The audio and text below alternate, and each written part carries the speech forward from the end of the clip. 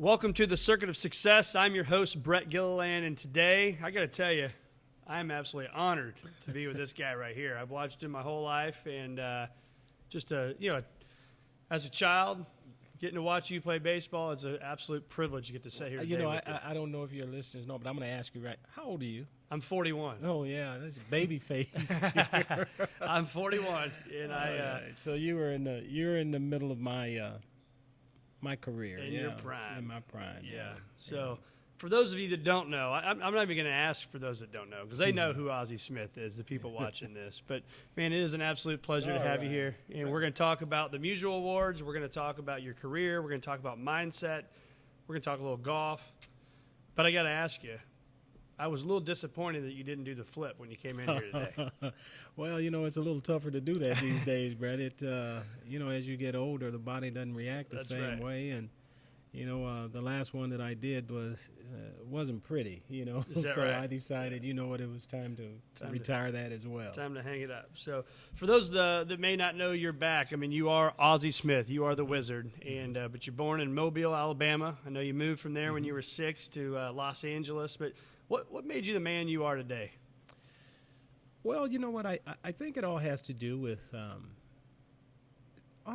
people that you surround yourself with. When you're hearing the same message day in and day out, it's what forms your life. My mom used to always tell me that no matter what it was that I chose to do in my life, do it to the very best that I could, no matter what that was.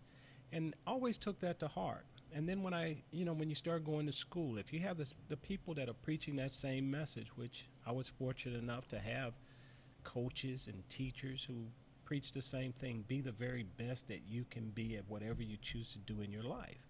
And I think that that's really where it all comes from, is believing and knowing that if you work hard to try and do the right thing, good things usually happen. That doesn't mean things are perfect. Right. There are going to be pitfalls. There's ebb and flows. There's up and downs. So you learn to accept the things that aren't necessarily good things, but you learn from them. Whatever mistakes you make in your life, you learn from them and hope you don't make that mistake again. It's just like playing baseball. Every error or whatever, what you do is you learn from that error and try not to make that same mistake as you go forward, and you try and limit yourself to those mistakes, and things usually turn out pretty well. And I know you're a humble guy, so this will probably be a weird question for you, but when did you know you were different? Well, I don't know if I ever knew that I was different. I just knew that for my size, I had to always prove that I was worthy. I think that what happens to people now when they have success is that if you make it to the pinnacle, which for us is with baseball is, once you make it to the big leagues, guys think, well, I've made it. To me, that's when the hard work really starts. It's to prove that you're worthy of being in the big leagues. Yeah. And so my fear was always that there was always somebody that was better. There was always somebody else that was coming. And so that meant that I had to be more consistent at what I did every day to prove my worthiness, and that as a goal in baseball, it's always to be able to play as long as you possibly can, and in baseball that was to play into your 40s. Yeah. And so that was really kind of my driving thing. I had a family that I also had to try and provide for, not just my immediate family, my kids and everybody, but everybody in your family. When you come up, I grew up in South Central Los Angeles, and for most black athletes, the success of the family lies with you, the success and the failure. So that's another responsibility that falls upon you that shouldn't, but it does. If I fail, they fail. So failure for me was never an option. I had to continue to work hard till the very day that I couldn't play anymore to prove my worthiness and to make sure that my life was better for my family. Yeah. I've talked to lots of athletes in the past, and they said it's like, okay, most people in our minds, right, we think, okay, once you get there, you're there. But I think what I've heard It's actually it's just beginning, right? Yeah, Once you made it to the majors. It is because, when you become successful and you start getting compensated and you start getting these big contracts, to me, it's proving the worthiness of that contract. That's what's important. Yep. And so that's what made me take ground balls every day, because I was afraid that if I didn't, or if I took it for granted, that could be taken away at the drop of a hat. One throw or one somebody sliding into you at second base could end it all. So I never wanted to walk away from what I did feeling that, hey, I left something out there. I know that when I left the game in 1996 that I had given it my all. I had worked extremely hard to be the very best that I could be, which was that thing that we talked about earlier. That was a part of my youth, making sure that I did not take anything for granted. And I know that when I walked away in 96, I hadn't taken anything for granted. I had nothing to be ashamed of, and that I got the most out of my God-given talent. Unbelievable career. So walk us through. I watched this weekend. Me and my boys watched some Ozzie Smith stuff on YouTube. It's kind of fun. I have a funny story about this in spring training I'm going to share next. But so 1996, the All-Star game. Talk to us about that standing ovation you got in the All-Star game. Well, there's always this negative connotation for fans and stuff in Philadelphia. They have a bad reputation of not being good fans. They boo Santa Claus, they boo their mother and all of that. But 1996 and all the places that I played, I think that the people really appreciated what I brought every day. That didn't mean that we won every day, but they appreciated the effort. And especially when you're going out there every day as a professional, my job is to entertain the people that pay their money. They come to be entertained, so I didn't feel that it was fair to them if I didn't go out there and give my best every day. And as I said, it didn't mean that we won every day, but the effort was there every day. And, I tried to spend my 19-year career giving the same effort every day. And here again, I reiterate that didn't mean that we won, but I did the very best that I could do that day and stuff. And so 1996, the final All-Star game, after having made that announcement and getting a standing ovation from the people, I think meant that they appreciated the effort and stuff that I brought each and every day, whether it was in Philadelphia, whether it was in Montreal, whether it was in Chicago, Houston. They appreciated it, and that was important to me. Yeah, I think, too. I mean, I love watching those things. It just gave me chills watching it. It's the exclamation point on the career. So I got to share a story. I was a guest of Jim Edmonds at spring training one year. Got my wife. At that time, I had 3 boys. And we're walking around, and there's Ozzie Smith. I'm thinking, my childhood hero. I'm talking to the kids, and they're like, that's the guy that does the flip. And, so I'm thinking, this is going to be cool, right? So we had the pass. We were in by all you guys, and they walk up, and I'm thinking, they're going to ask Ozzie for his autograph. This is awesome.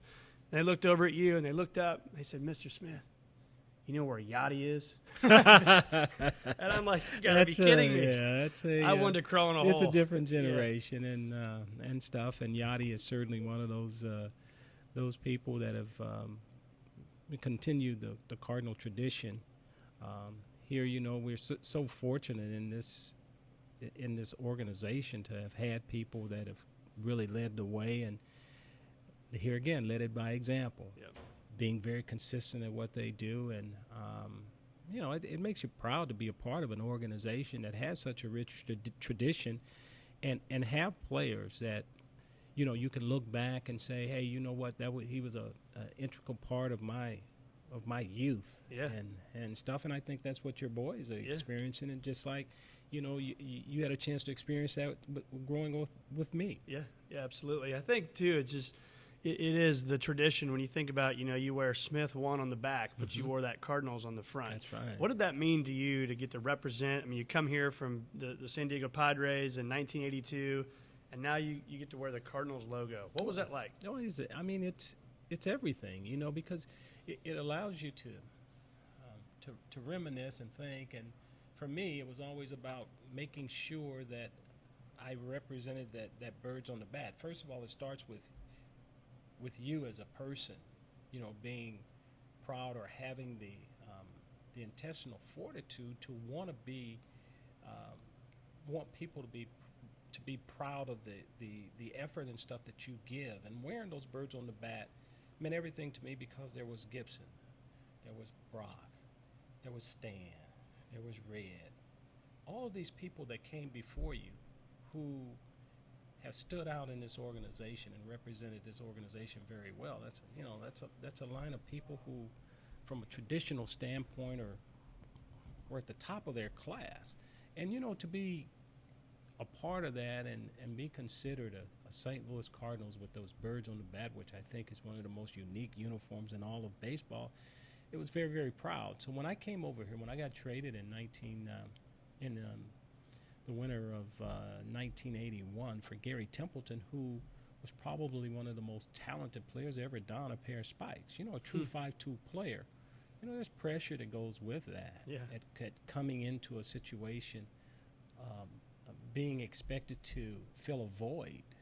And the one thing that I had to, that I really had to control myself with was the fact that I could only be me and continue to do what I had done to that point. And that was really my goal, to come over here, because even today as I go around, and a lot of my friends now, we talk about the fact that when I got traded, they said, they traded Gary Templeton for who? They go, what kind of deal was that? And so now we have a laugh. One of the greatest in the history. Yeah, we have a laugh about it, because at the time they didn't really know, they didn't know a whole lot about me. All they knew that I wasn't as good an offensive player as Gary Templeton was. Yep. I was a pretty good defensive player, but my offensive prowess was nothing like a Gary was going to present. And to this day, he's still the only guy to get 100 hits in the National League from both sides of the plate. So when you get traded for a talent like that, there's always pressure to be able to come out and perform at the level that people expect you, and perform at the level that you expect of yourself. Yep.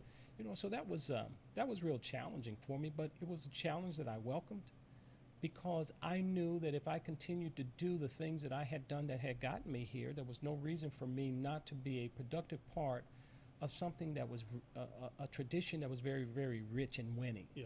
And when I played in San Diego, it was a revolving door, and so it wasn't a real good situation as far as winning was concerned. So those are questions that I had. Am I really a winner? And so when you come to an organization such as the St. Louis Cardinals, you know that you're going to have an opportunity to win and to prove that you are the player that you think you are, and the player that the people think you can be. So let's talk about that for a second. Dive a little deeper. You talked about personal expectations and am I a winner? I've heard some people talk about they just wanted to come out and they wanted to play in the majors. You've heard some people say, I want to win a World Series, or some people, I want to be a Hall of Famer. What was your thought process about your career? Did you have those goals? I mean, what was the high-level goal that you wanted to become as a baseball player? Well, the high-level goal was to experience what it is to be a Gold Glove winner, a Silver Slugger, and the ultimate, to get to the World Series. When you talk about the Hall of Fame, I think that's something that comes if you do those other things day in and day out. Those are the stuff that you can control. The things that I could control was how I played every day. And if I played consistently enough every day, all of those things would take care of themselves. Certainly there are things that we think about. Winning my first Gold Glove, that was one of the goals. At some point in time, I was fortunate enough to win 13. To win a Silver Slugger, I won that one in 1987. And to get to the World Series, I experienced that in 1982, I experienced that in 1985, and I experienced that in 1987. And there's some guys that spend 20, 25 years in the big leagues and never experienced that. So I feel very fortunate and very lucky that I was able to experience those type of things. Whitey Herzog and the St. Louis Cardinals gave me that opportunity to experience those things. And I can't say enough about it. I couldn't do it myself. I had to have great teammates. And I was fortunate enough to play on some good teams. I don't care how good you are. You're only as good as the people that are around you. It's true. And I've always expounded that I want to make the sign of a great player is his ability to make the people around him better. So I've always wanted to lead by example. The way I go out there every day, I was questioned by one of my teammates who was a great player. He says, "Well, why do you take so many ground balls every day?" Well, it's what I do. It's the way I lead. If my teammates see me doing it every day, and reaching great heights, then that to me is showing them the way that it should be done. Yeah. If you're going to remain at a high level. And it's always my goal to play at as high a level as I possibly could. And I think I did that for 19 years. All ships rise with the tide, right? That's and, right. Like you said, lead by example. So walk us through for guys like me that never got to experience what you experienced, but you're on deck and then you're going to go in the batter's box. I mean, what are the two different mindsets, or maybe they're the same mindset, but what are you thinking when Ozzie Smith's on deck taking his warm-up stuff? What are you thinking? Well, here again, I think all of the hard work is like done in the off season or is done down in the cage. For me in the field, we'll take the field first. Everything that I did in the field was reactionary. You operate better out of your subconscious mind. So it's always trying to keep yourself in that subconscious state of reacting to what you see. The body reacts to what it sees. So you want to do that as natural, as much and as consistently as you possibly can. Allow your athleticism to be what drives you. So from a hitting standpoint, because I was not a great offensive player and I didn't hit with a lot of power. Says the guy with 2,890 hits or something.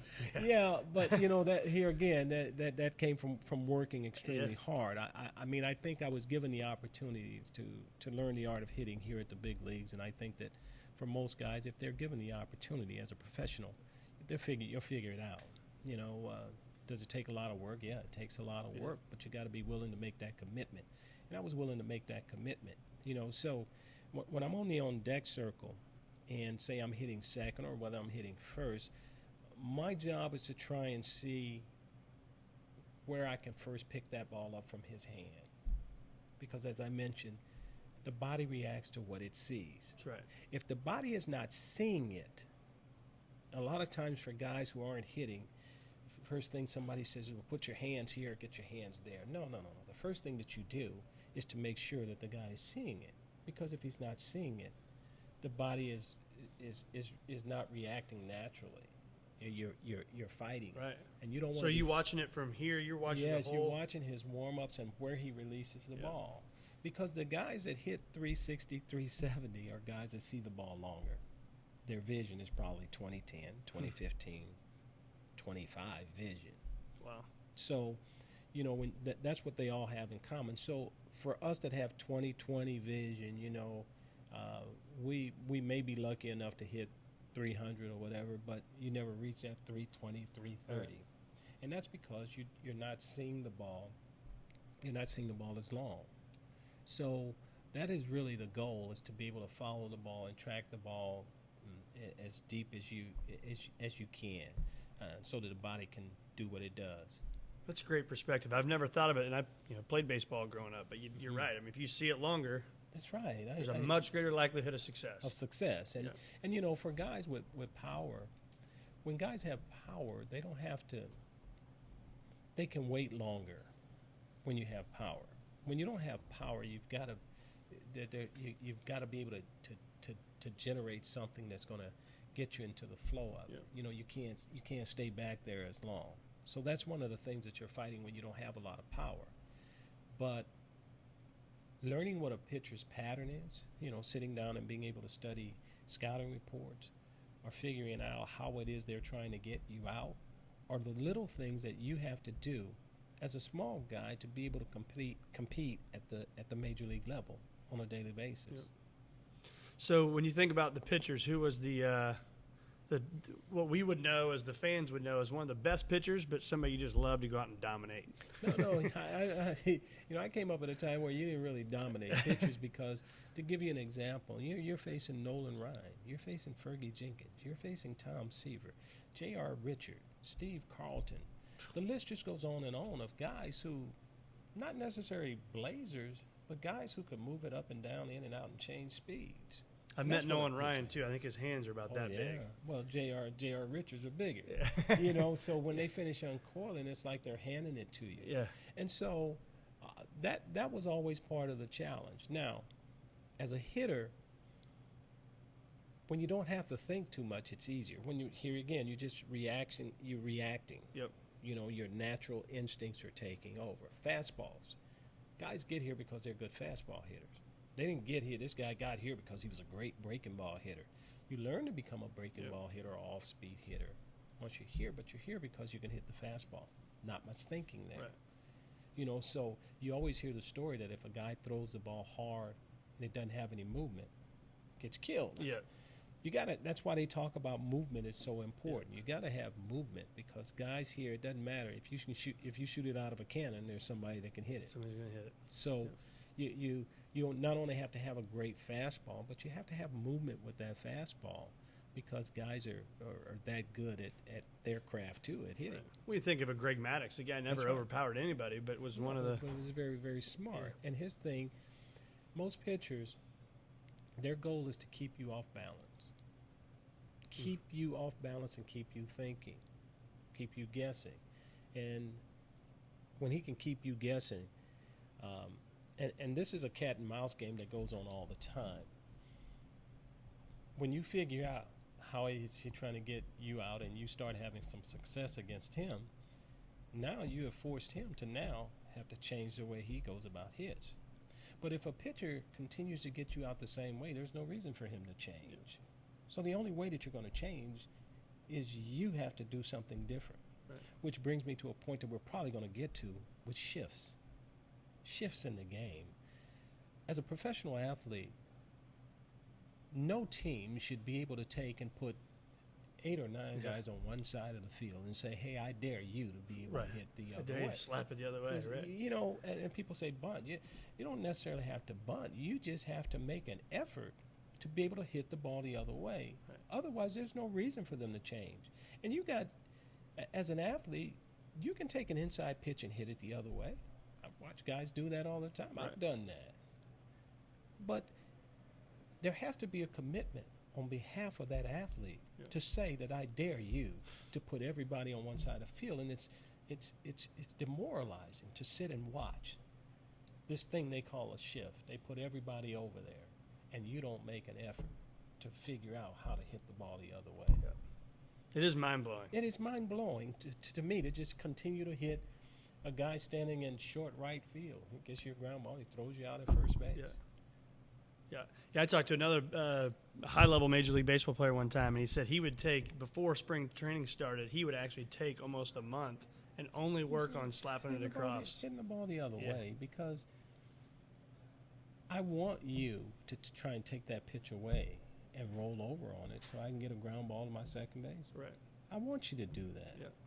And if it takes you 30 years to figure that, something's wrong. Right, exactly. So if he's going to try and get me out away, then I got to figure out a way to hit the ball the other way. Yep. And then show him that, okay, now you're going to come inside. Now you got to come back inside. And for guys that have some success, say, you hit a couple home runs, the way that you bring the ball back to you when they start pitching you away is that you gotta hit it that way. Now that's going to take some patience. Right. Then you're not going to hit it that way one time, and they're going to say, "Well, now I'm going to change." So you got to prove to them that you can hit the ball that way.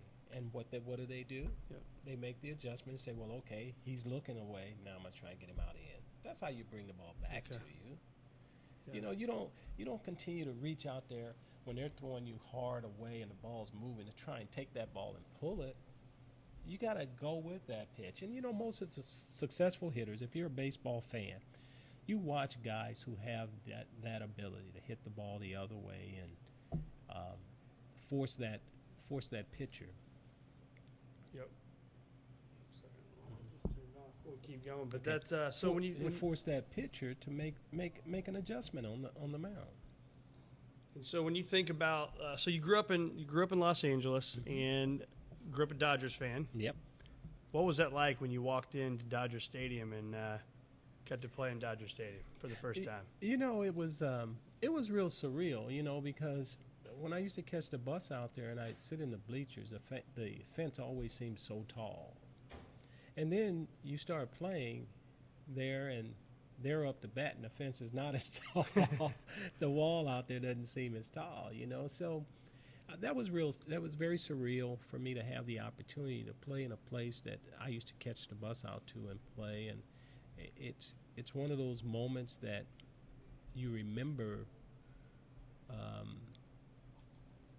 You remember what it was like sitting out there, you know, and watching great players come in, you know, and you always had your favorite teams that you would love to see, and for me it was Clemente. Yep. Never pattern yourself behind a Clemente because it was so unique, and I guess that was it. His uniqueness, his style, his energy that he brought was what captured your eye. The way he ran the bases with reckless abandon, his great throwing arm, and just his style of play was really what caught my eye, and he was one of my favorites growing up. So when you hear the word mindset, what comes to mind? I mean, I could talk mindset all day long, and there's certainly the physical part of being a phenomenal baseball player, but how much of it was right there between your ears? Well, there it is. I mean, when you're not a big guy, a power hitter who's going to, you know, one swing can change and you have to be able to think. And I used to tell my kid this, and I tell all young kids this. If you're not as big and strong, and you can't outplay the guy, you got to be able to outthink him. That's right. And if you can't outthink him, you better be able to outplay him. You can't go out there and not be as big and strong and then not be able to think. Right. That's a losing combination. You got to figure out, well, this guy's smarter than I am, so I got to execute better. Or this guy here's a better athlete, so I got to outthink him. It's got to be one or the other. You know, you need to figure that out. And once you figure that out, then you got a chance. Yeah, but that's if you great. If you go out there and you can't outthink him and you can't outplay him, You're done. you're done. Yeah. And I think that's great, whether that's business or baseball, right? That's right. I mean, no matter what you do, if you can't outthink them, you think, oh, this is Mr. or Mrs. Big or whatever it may be, it's over from the get-go. So let's talk about these Musial Awards. Mm-hmm. November 17th, the St. Louis Sports Commission. If you're not aware of it, November 17th, Sports Commission has the Musial Awards, which have honored people, I mean, just great people. Arnold Palmer, we were just talking about, was there a couple years ago. You and I were both there. And this year, they're Jim Tomei and Ozzie Smith. You're getting honored. So talk to us about, one, Stan Musial, and then two, the Musial Awards. Well, here again, you know, when you think of the St. Louis Cardinals, you know, Stan is the one that the name that stands out. You know, his reputation, the way he carried himself, his professionalism, his greatness as a player, and the work that he did in the community, that giving back. Yep.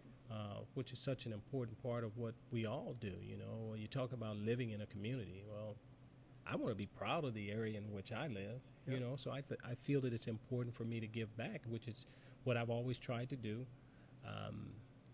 You know, that was one of those things that was instilled very early on too, is that one of the most important talents in life is the ability to give back.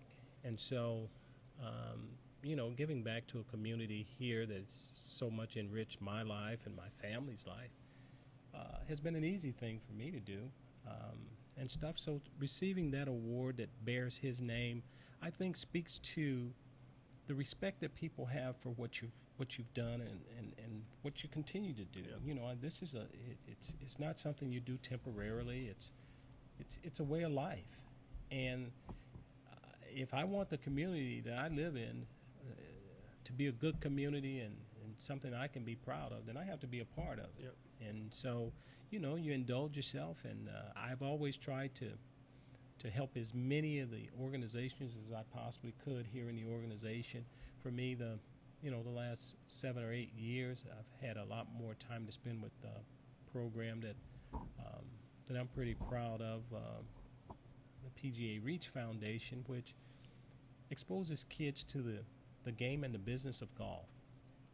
Growing up in South Central Los Angeles, I was never exposed to the game of golf. I didn't start playing that until after I retired. But I realized that for a lot of these kids, especially in the inner city, it's either baseball or basketball or football, and that's all they know. And there are a lot of other great things out here that you can do other than play football, baseball, or basketball, and business-wise, that would give them some opportunities that they never knew existed. So it's exposing those kids at an early age. And we use golf as a hook, but it's really about education. Educating kids, and we feel that the longer we keep kids in the classroom, hopefully the better citizens we're able to produce. Right. And in producing better citizens, hopefully you can produce and make a better community. Yep. Well, you did an amazing job, and I had lots of people that knew we were doing this today that said, please thank Ozzie for his work and the PGA and bringing the PGA championship to town. And that was a fun how did week. St. Louis do that week? I was worn out by Sunday. I can't imagine what you were there, like. I mean, I was there from Monday to Sunday, and people are still buzzing about it, and it's not until you have something like that you realize. Right. And I don't think that people really realize leading up to that, and how big this was. It's the 100th, the only time it's going to happen once. And so it really didn't hit me until, I was walking through the gates. And if you've ever gone to Belle Reve, you know that, where the entrance is. But they had transformed this thing into something that was just, it was something that I'd never experienced. I knew they were going to make some changes. Right. But I didn't know they were going to. Couple 100,000 square feet or whatever it was. Buildings and all of this. I mean, it was an amazing transformation of a place that didn't look like the place where I'd played golf, right. So, and I think that one of the most important things was at how they were able to move people from place to place. Yeah. And that was the real concern. Well, you're not going to have a whole lot of parking space, but they were able to get people from the place where they got on the bus. 15 minutes later, you're in the venue. Right. It was unbelievable. That was amazing to me, and all the people the transportation that were a part of putting that together. I mean, that's really where a lot of the credit goes. Yeah. Because there were people on top of people, and it was fun. It was and you have Tuesday, week. You see that rain, you're like, but then ended up being a great week, and. Well, you did an amazing job. St. Louis did an amazing job. It wasn't just me. It was everybody. Everybody took part in that, and it was a team effort. And I get a lot of the credit because my name was there and stuff. But it was everybody doing their part to make sure that we here in this city show what a great sports city this is. Yep. And so everybody deserves a hand on that. So how about St. Louis and soccer? I'm a baseball player and now a golfer. I don't know much about soccer. Yeah, I don't know a whole lot about soccer and stuff, but here again, it would not surprise me that when you look at what's happening and the interest that people have had in having a soccer team here, I think that would it really is something that would go over extremely well here, because I think it's something we've been pushing for a long time. I'm not involved in it yet, but maybe it's time. Right. Time to get Ozzie to lace up some. The guy goes and plays baseball, and then he decides he wants to play golf and retires, and now he tells me earlier he's a 4 handicap. You make a lot of people like me mad. No, well, here again, it's tougher to get good at the game as you age. Yeah. And so, I'm still working on those little things, chipping and putting. It's just missing closer.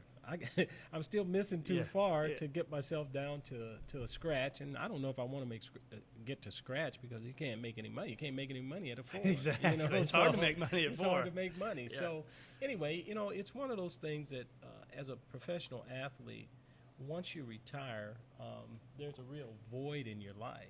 And so golf fills that void. Yeah.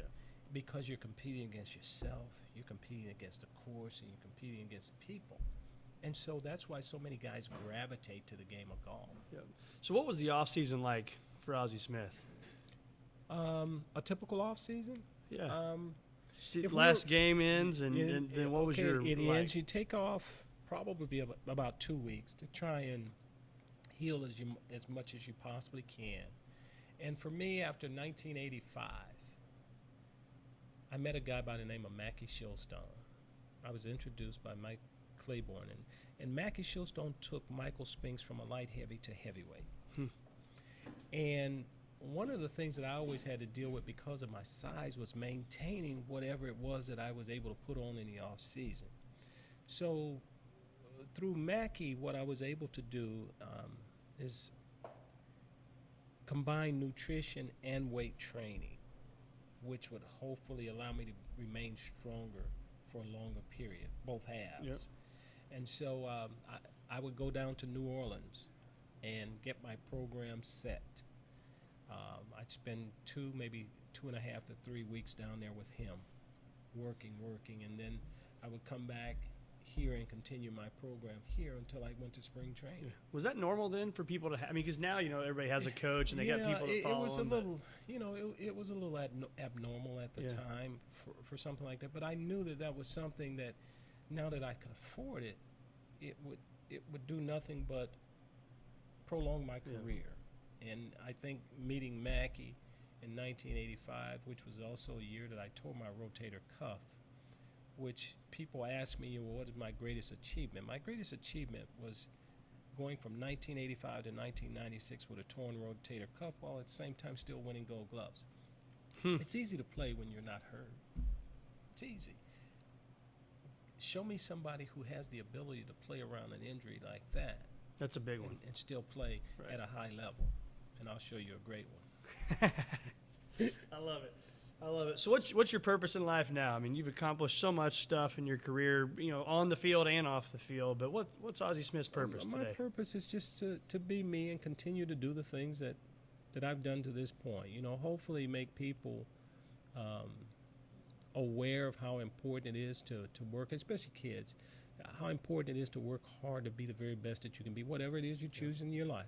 Work hard to do that. Don't leave any stone unturned, and don't walk away from whatever it is you do feeling that you did not do your best. Tomorrow's not promised to you. Right. So today, ask yourself today, did I do the very best I could do today? And if that answer is yes, there's nothing more. So if you could pick one person to have dinner with today, who would that person be, and why? Today? Yeah.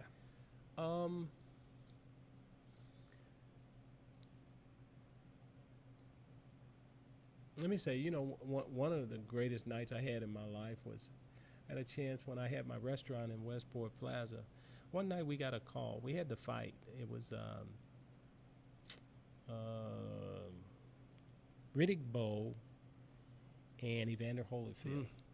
And we got a call that said, Muhammad Ali's in town and he wants to come out and watch the fight. I'm going, Yeah. Who is this? Right. But we said yes. So, I'm in the back cul-de-sac, back room, and we're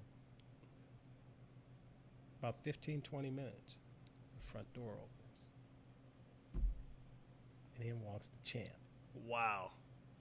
Everybody in the restaurant in unison stands up and claps as he Gives comes. me chills. As he comes through. So just like you and I are sitting here, I'm sitting here and watching the fight with the champ. And I said, champ, who's gonna win the fight? He says, Riddick. Been quiet, Riddick Bowe. He's too big. He's much bigger, much stronger. Riddick Bowe, and of course, Riddick Bowe won the fight and stuff. But getting back to your question, if I had a chance to sit down and have dinner with somebody, I would say Sidney Poitier would probably be a person that. He's the man. Yeah, I mean that would. He's getting up in age and stuff now, so that probably won't happen. But to be able to sit down and visit with a person who broke a lot of barriers. Probably had a lot that he had to deal with.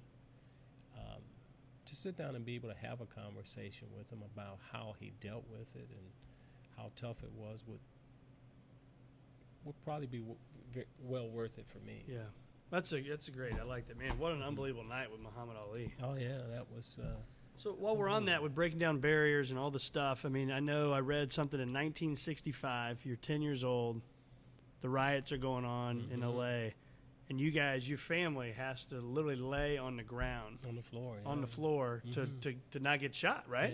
Yeah. I mean, bullets were flying everywhere, and we lived across the street from a recreation center where the National Guard they set up camp and stuff. So, their formations and marching, in the night and all that stuff was very intimidating for young kids growing up in South Central Los Angeles. And at that time, I don't know if we really knew all of the things that were going on from a racial standpoint, but it was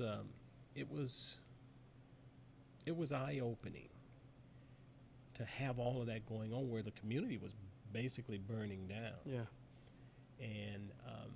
And stuff. So as a kid, for me and my brothers, it's what brought family closer together. So it was one of those things that if you weren't close as a family, when something like that starts to happen, it really you all become so much closer. Yeah. And community's tight. Community, yeah. And so that was haunting to have to deal with that, but it's one of those things that when you come out of it, hopefully you come out and everybody and everything is a little bit better. I think we've made giant strides as far as relations and stuff is concerned, and in the times that we're living now, it's a little scary because it appears that we're backing up a little bit at this particular time, and it is the times that we're living in now has forced you to ask yourself the question about what kind of country do you want to live in? Right. What kind of country are we becoming? And so it's a little right now. It's a little iffy as to what people's intentions and things are, and hopefully as we go forward here that we'll get ourselves back on track and not lose all of the progress that we've made from a racial standpoint through the years. And I think that it makes us all aware of how quickly things can change if you don't have something. My mom used to always say that if you don't stand for something, you'll fall for anything. And so you got to figure out what it is you stand for and live by that. That's great. Your mom was a very impactful person, wasn't she? Yeah, well, most single moms in African American communities become the background. The mothers, the grandmothers, those are the people that really kind of lay the foundation. Yep. That's why you hear so many guys talk about, their moms and grandmothers, because they're the ones that usually raise them. Yep. So let's talk for a second, if we can, Ozzie, on you got to quiet the noise, right? You're coming up to bat. You got 48,000 screaming people. You got 1 million, whatever, 5 million, 10 million people watching on television. And apply that to the boardroom for our listeners that are business leaders. How do we quiet the noise? And whatever that reason you're in that boardroom is, how do we quiet the noise and still execute? Well, here again, I think that you have to be open to hearing different views. You've got to be able to accept the fact that, I may not agree, you may not agree with me, I may not agree with you, but compromise.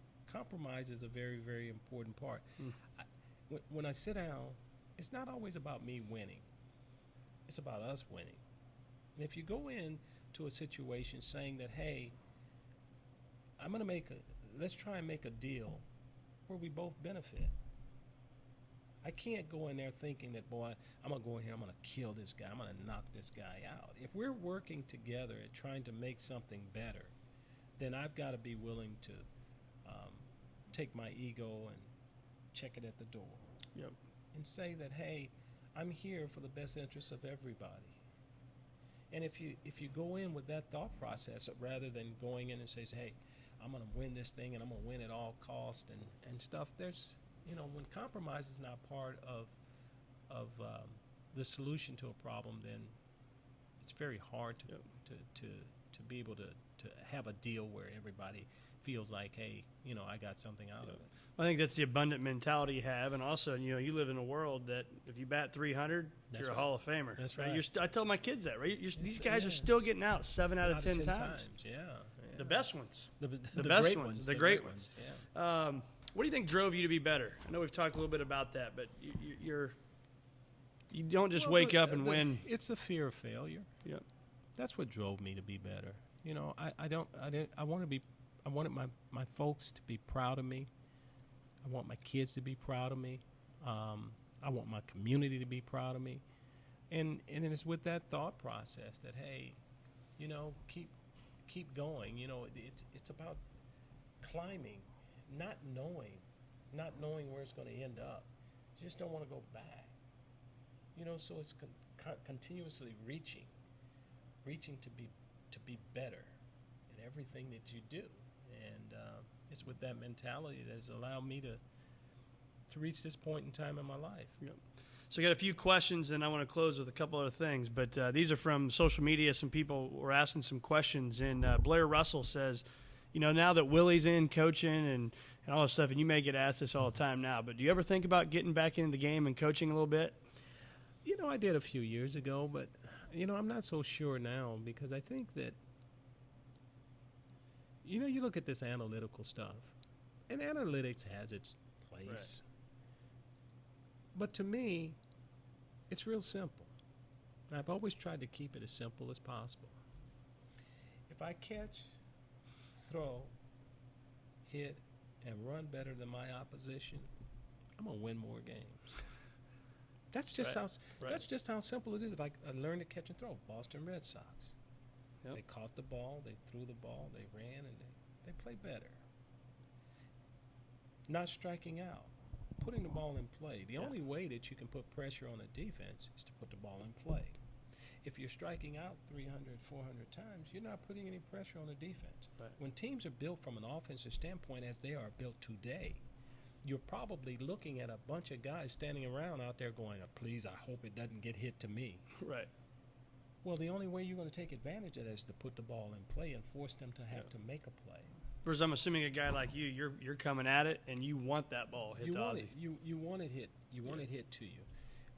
I got to tell you, you made some unbelievable plays. I mean, you knew it as a kid watching it, but then as this weekend watching it, I mean, some of the things you pulled off, nobody does that. Even to this day, nobody does that stuff. Well, and there's nothing to really compare it to. I sit down and I watch ball games, and I watch balls that are ruled base hits now, and I'm going, that should never be a hit. Because the balls they're getting by guys right here. You were talking about the number of hits that they had in baseball this year, and I'm saying to myself, well, you had all those hits because there's nobody doing what they're supposed to be doing. Right. My job was to to cover my pitcher's mistakes. That's what a shortstop, a middle infielder does. Right. He's cover those mistakes. And I was able to cover mistakes, sometimes not being in the best position. You can be in the best position as far as a scouting report is concerned, but you still got to be able to make a play if the ball's not hit to that spot. That's right. And so you try and do that as consistently as you possibly could. And so I wasn't one of those players that had to stand in a certain position to still be able to make a play. I prided myself on that. Yeah. I think the mindset, though, you said earlier, and you may not even know you said it, but you went there and you wanted those people that took their hard-earned money and bought a ticket. You were playing for them, which I think, in my opinion, in today's world, they're playing more for the name on the back of the jersey. That's right. And there's not the commitment that you had. You talk about coaching today. You look at guys today. If I was a manager, I think about the first meeting I would have. The very first meeting that I would have, I would say, you know what? First of all, I don't care how much money you make. Right. That's between you, the agent, and the team. Here in this room, when you walk through those doors, we got one goal, and that goal is to win. Now, if you don't want to be a part of that, then now's the time to tell me.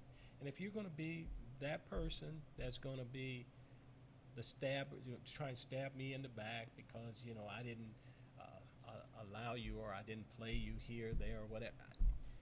That type of stuff there is unnecessary. Sure. If you want to win, you're in the right place. Yep. And this is the way we're going to do it. We're all going to be pulling in the same direction. And if we all can't pull in the same direction, then the people that are pulling in a different direction, we're going to do everything that we possibly can to get you out. Yep. I like it. I want to be part of that first meeting. Chad Coates is a buddy of mine, and he said, "What's your favorite thing about Victoria National?" Oh, there ain't nothing favorite about it other than that place is brutal, isn't it? It is. I mean, that's a tough. It's a tough track. We played the back tees one time. Oh, I can't remember the I don't back play nine. back- I don't What's play- that first par three? Yeah, I don't play any back tees It's anywhere. like a 240 carry Yeah, over water on a par three. Par three.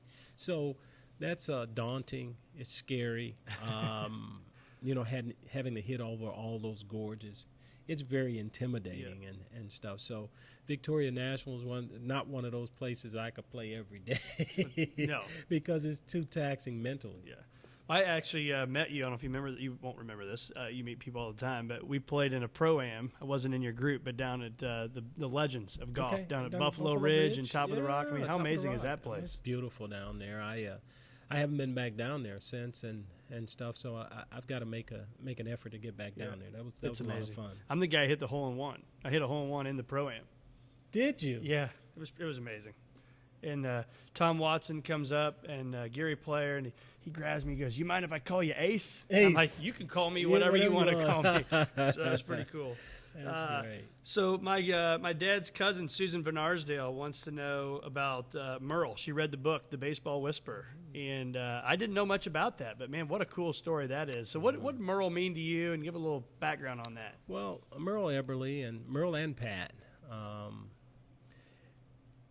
When I was in college, after our season was over, you look for a place to go play to hopefully continue to get better and an opportunity to play. Most of the big schools, Arizona State, University of Arizona, they send guys to Alaska, to continue to play. Guys like myself had to go to a little small town called Clarinda, Iowa, which is near Omaha. It's an hour and 15, 20 minutes from Omaha, to continue to hopefully get better as a player. What you do during the day is you work, and then you play baseball at night. So we have jobs during the day, and you play baseball at night. Now, my first year there, I worked on construction, jackhammer. So there was many nights that I got to home plate. And Still shaking. I was still shaking from the jackhammer. But what it does, and you live in, families take you in. Okay. So you live with families in the community. So I had an opportunity to go there and play, not knowing what in the world a little black kid from South Central Los Angeles You go to would Iowa. be doing in Clarinda, Iowa. But I got there, and I know when I got off the plane, Merle would probably tell you a story that this little skinny kid got off, and he's going to hit me a few ground balls. I'm going to miss 3 or 4 of them, and say, "That's the story. That's the end of it. I'm out of here." But to his surprise, he didn't know he had a tiger by the tail. I got off of there. We went to the ballpark, and he hit me some ground balls. And after about 15 or 20, he realized that this was different. That this was somebody who had a unique skill set, pretty good hand and eye coordination. And we developed a relationship that lives on to this day. Merle has passed on, but the program still exists. And I've been to all but 2 of the banquets that they have every year to keep the program going. And because of November 17th, actually I was supposed to be going to the banquet. But once I got the call that I was getting the Musial Awards, they decided to change the date of their banquet. Oh, my goodness. To February. So to this day, I've always been a part of their family. We've always been very, very close, and that was a special part of my growing up. Yep. You know, having the opportunity to go there and learn the responsibilities, or continue to learn the responsibilities of being a responsible person, and learning how the commitment, what a true commitment is. Yep. And that's it. You know, Merle was father to a lot of guys. A lot of kids have gone through that program and been a part of it. And Merle was one of those very strict people. You know, your hair had to be cut. You couldn't wear a beard and all of that stuff. But it was that type of discipline that I think helped us all become better people. Yep. And Merle he was the whisperer. Yeah. What a story. Yeah. Thanks for sharing that. Mm-hmm. And it's funny because a guy asked on social media, I posted we were going to get to do this today, and people were saying some nice comments. And then, of course, this guy, Ken Cable, who I just met on a golf trip, he says, why in the heck is he talking to you? And so I said, that's a great question. Yeah. But you know what I've learned today why you're talking to me? Because you are a humble guy that cares about your community and just cares about people. And that's what I've learned. So I'm going to answer that for him. Okay. 'Cause that's why Ken Cable, that he did that. But would you agree with that? Yes, it's you know, it's it's what we all have. You know, it's what makes this community. The people are what make a community, and it's one of the reasons that so many athletes, when they come here and play, be it hockey, football, or baseball, it's the reason that they stay because of the people.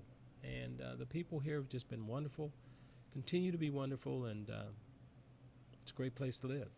So I'm going to close with this. 1985. Mm-hmm. I'm a 7, getting ready to be an 8-year-old boy. I'm an only child. I'm with mom and dad. We're at a game. We're on the first base side. I'm not tall anyway when I was that age, but this ball gets hit to the right center field. My dad grabs me by the arm. He pulls me up. I stand on the chair. I see this ball go over the fence. Go crazy, folks. Go crazy. Of course, we didn't hear that because we were at the game. I still have a ticket. I had my parents text me a picture of it.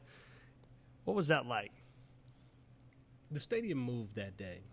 And it was at that moment that I think that people realized that I was not that one-dimensional player that I had been cast as. And that was always the goal. My goal was to be as well-rounded as I possibly could be. I think most of the players in our generation wanted to be well-rounded. They wanted to be able to play on both sides of the ball. In my conversations with Cal Ripken, my conversations with Tony Gwynn, the goal was always to be well-rounded. And so 1985, it took that home run for people to start looking at me as much more than just a defensive player. And that was really my personal goal, was to be a better, as good a offensive player as I was a defensive player. And with my hand and eye coordination, there was no reason, if I put in the work and the time, that I couldn't be a better offensive player. Yep. So the blood, the sweat, and the tears, all of it paid off in one swing. And I feel like I've hit 500 home runs because I've heard that so much. Yeah. And one of the greatest compliments that could ever be paid is to have a little boy come to a card show and stand there and say, Smith corks one down the line, could go, go crazy, folks, go crazy. The Cardinals have won the game by the score of 3-2 on a home run by the Wizard. That is awesome, my friend. Well, thank you for listening to the Circuit of Success. You can probably see if you're watching this, I've had a smile my entire time of getting to interview my childhood baseball hero, Ozzie Smith. And Ozzie, thank you so much for being with us and what you do for the community. It's been an absolute pleasure to be with you here today. And again, for our listeners, thanks for listening. You can find us every week on KTRS from 4 to 5 on Sundays and on iTunes on the Circuit of Success. Thanks for listening. Thank you. That was awesome.